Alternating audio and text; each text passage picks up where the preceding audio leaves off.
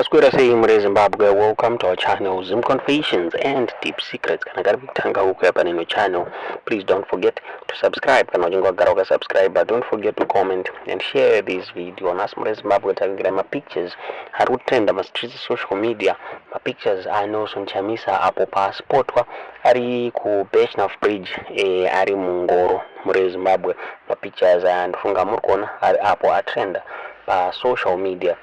But anga vanhu vakakomenta nema mixed reactions kuma pictures aya ndofunga during festive season Nelson Chamisa aitaura iye achiti akavisitira maparents ake kumusha kwaGutu Zimbabwe.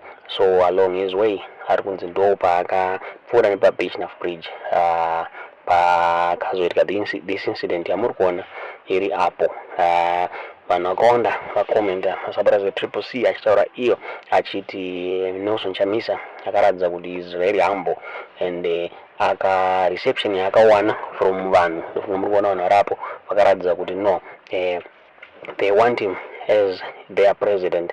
So vamwe vabudo vachicriticize Chamisa on this move vachiti is busy traveling around as to update his supporters on their next move for Zimbabwe, since he's just encouraging my supporters ake my Bible verses and he's doing nothing.